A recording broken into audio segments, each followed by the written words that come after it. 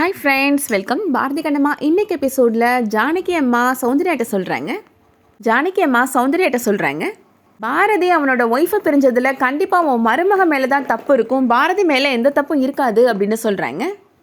உன் மருமகளை என்கிட்ட கூட்டிகிட்டு வா, நான் அவளுக்கு அட்வைஸ் பண்ணுறேன் அப்படின்னு சொல்கிறாங்க. உன்னோட மருமக எங்கே இருக்கிறா அப்படின்னு கேட்குறாங்க. இங்கே நம்ம பக்கத்துலேயே தான் இருக்கிறா அப்படின்னு சௌந்தர்யா சொல்கிறாங்க. நீங்கள் கூட சொன்னீங்களே இந்த ஹாஸ்பிட்டலில் உங்களுக்கு பாரதி கண்ணம்மா 2 பேரை தான் ரொம்ப பிடிக்கும்னு, அந்த கண்ணம்மா தான் என்னோட மருமக அப்படின்னு சௌந்தர்யா சொல்கிறாங்க. அதை கேட்ட உடனே ஜானகி அம்மா ரொம்ப சந்தோஷப்படுறாங்க. அப்போ கண்டிப்பாக பாரதி கண்ணம்மா 2 பேரையும் நம்ம சேர்த்து வச்சே ஆகணும் அப்படின்னு முடிவு பண்ணுறாங்க.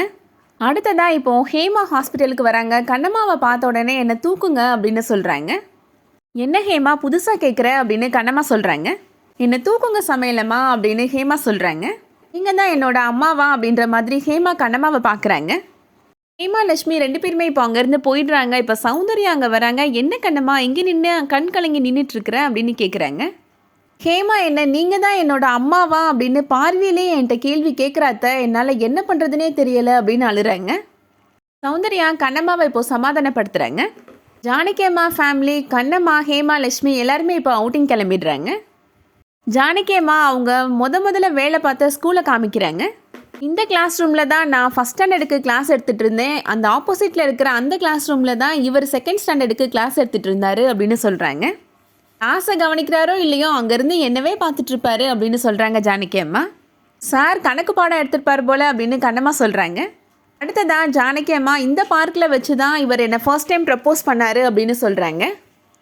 அதுக்கப்புறமா ஒரு வீட்டுக்கு கூட்டிகிட்டு போகிறாங்க. இந்த வீட்டில் தான் நாங்கள் முதலாக எங்களோட லைஃப்பை ஸ்டார்ட் பண்ணணும் அப்படின்னு காமிக்கிறாங்க.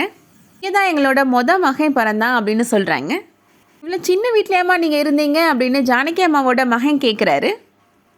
இப்போல்லாம் நீங்கள் சம்பாதிச்சு வெளிநாட்டில் போய் செட்டில் ஆகிட்டீங்க, ஆளாளுக்கு ஒரு ரூமுன்னு பெரிய வீட்டில் இருக்கிறீங்க அப்படின்னு சொல்கிறாங்க ஜானகி அம்மா.